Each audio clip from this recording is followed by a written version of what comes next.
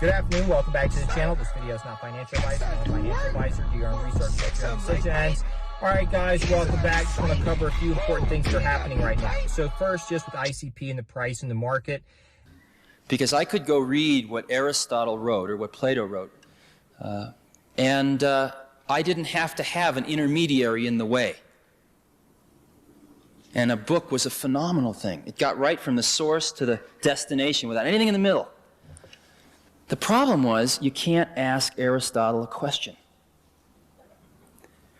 And I think as we look towards the next 50 to 100 years, if we really can come up with these machines that can capture an underlying spirit or an underlying set of principles or an underlying way of looking at the world, then when the next Aristotle comes around, maybe if he carries around one of these machines with him his whole life, his or her whole life, and types in all this stuff, then maybe someday after the person's dead and gone, we can ask this machine, hey, what would Aristotle have said? What about this? And maybe we won't get the right answer, but maybe we will. Yeah. The interconnection of these personal computers, how they will communicate with each other, unify. Yeah, it's a mess. What's happening out there? Okay. How are we all going to work together? Okay. How are these computers all going to work together? They're going to probably work together a lot like people. Sometimes they're going to work together really well, and other times they're not going to work together so well. What we've got now is we are putting a lot of computers out that are made to be used pretty much in what we call a standalone mode. One person, one computer. But it isn't very long before you get a community of users using these things that really want to hook them all together. Because ultimately, a computer is going to be a tool for communication. So they want to hook them together and communicate. And over the next 5 years, the standards for doing this are going to evolve. They all speak different languages right now. Yo, welcome back. Guys, today I want to say just shout out to everybody watching and supporting, listening, commenting, sharing. The last 2 videos have far exceeded YouTube's expectation and mine as well. And just want to say appreciate all of y'all, and I'm happy to be moving into these clips, and hopefully it's refreshing for some of you guys. Let me know what you think, obviously, but I like to see it and to hear it and to sort of feel it. And hopefully that leads to us actually experiencing it. And if nothing else, hopefully just sort of giving everybody something to think about along the way. But on what Mr. Jobs mentioned on the book, how it's nice reading straight from the author, Elon wanted to change the name of OpenAI to Closed AI, I think, because what was happening was you were picking up a book and it was like the cover was presenting one thing, but then you start reading it and it's like something totally different.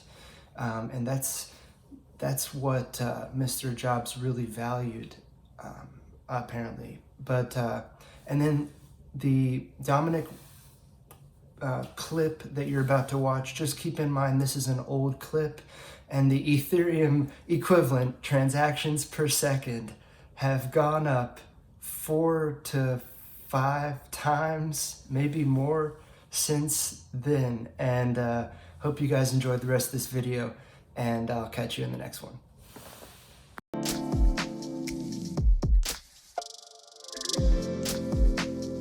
The internet computer is intended as an extension of the public internet. And today, the public internet is a decentralized network that connects everyone and everything.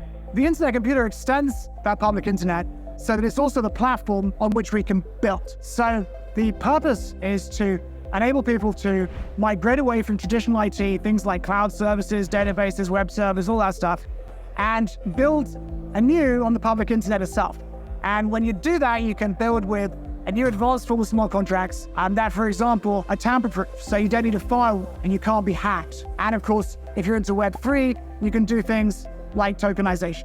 A vision that encompasses not just the internet computer, which is kind of crypto cloud, but also other blockchains like Bitcoin and Ethereum. Back in 2009, January 2009, we got the first blockchain, Bitcoin, that gave us digital gold. 6 years later, 2015, we had Ethereum, and that gave us the first software and data on a blockchain. Another 6 years on, and we got the internet computer, which kind of provided this crypto cloud functionality. And one of the key aspects of the internet computer is that the code that it hosts is natively multi-chain. And that means that you can create a sort of larger world computer that incorporates these other blockchains too. So for example, the internet computer recently integrated with the Bitcoin network. Internet computer nodes talk to Bitcoin nodes, and code on the internet computer can create Bitcoin addresses, hold Bitcoin, send Bitcoin.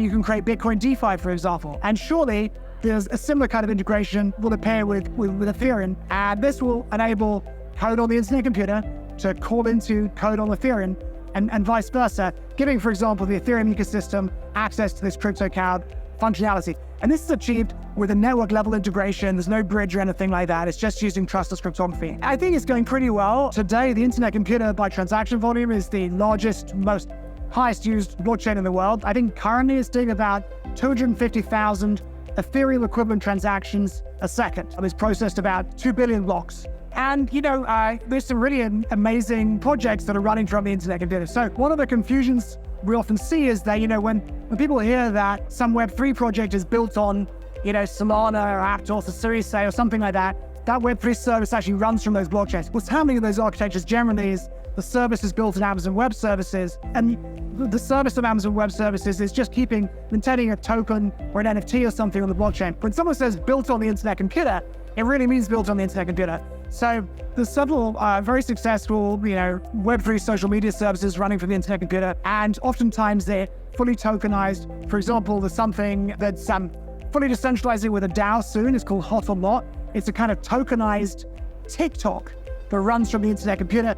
And it's called Hot or Not because you can bet hot tokens on whether a video is going to go viral or not. And it's, a very clever thing because the people who are creating viral videos are also getting these hot tokens, and you can also get rewarded for participating in tasks like content moderation. And that's the real future of Web3. Web3 services that run 100% on crypto, that fully tokenize and provide, control to their community through DAOs, special DAOs that actually update the software. So you've got a kind of end-to-end decentralization. There's no traditional tech involved whatsoever. And what you're doing is you're sort of founderizing your community by giving them governance tokens, and you're making your users part of this kind of vast, industrious, virtual workforce by having them produce content, help with content moderation, refer other users, and things like that.